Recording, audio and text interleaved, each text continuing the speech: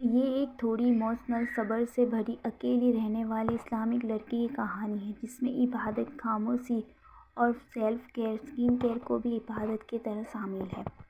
اس کا نام ردا تھا، وہ لڑکی جو زیادہ بولتی نہیں تھی لیکن اس کی خاموشی بہت کچھ کہہ جاتی تھی۔ لوگ کہتے تھے اتنی چپ کیوں رہتی ہو، پر کوئی یہ نہیں پوچھتا تھا کہ اس کے دل پر کیا گزرتی ہے۔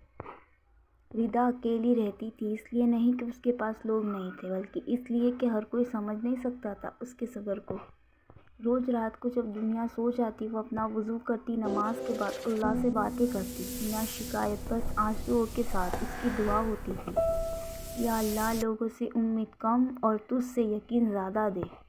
وہ اپنا خیال بھی عبادت سمجھ کر کرتی تھی۔ جب وہ اپنی اسکن کیئر کرتی، چہرے پر ہلکا سا آئل، تو دل میں شکر ہوتا، یا اللہ یہ چہرہ تیری امانت ہے۔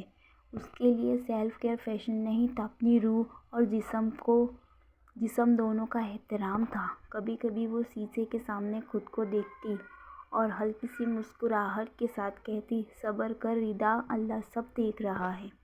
اس نے بہت کچھ کھویا تھا، لوگ، بھروسہ، خواب، لیکن اپنی حیا، ایمان اور صبر نہیں کھویا۔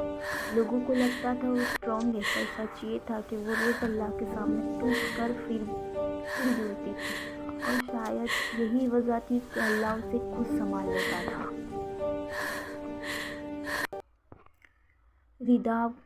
ردا وہ لڑکی تھی جو ہنسنا جانتی تھی مگر صرف اللہ کے سامنے روتی تھی۔ دن بھر وہ سب کے لیے اسٹرانگ بنتی رہی، گھر والوں کے لیے، دنیا کے لیے، مگر رات کو اس کی جان نکل جاتی تھی۔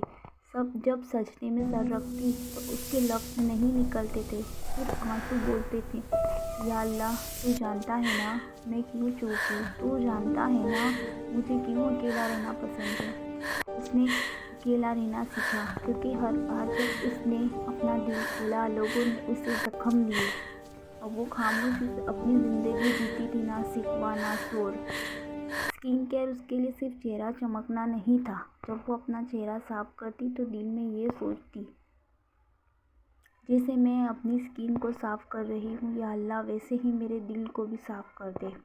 کبھی کبھی وہ اپنی پرچھائی سے بات کرتی، تم تھک گئی ہو نا، اور پرچھائی جواب دیتی، ہاں لیکن صبر کرنا عبادت ہے نا۔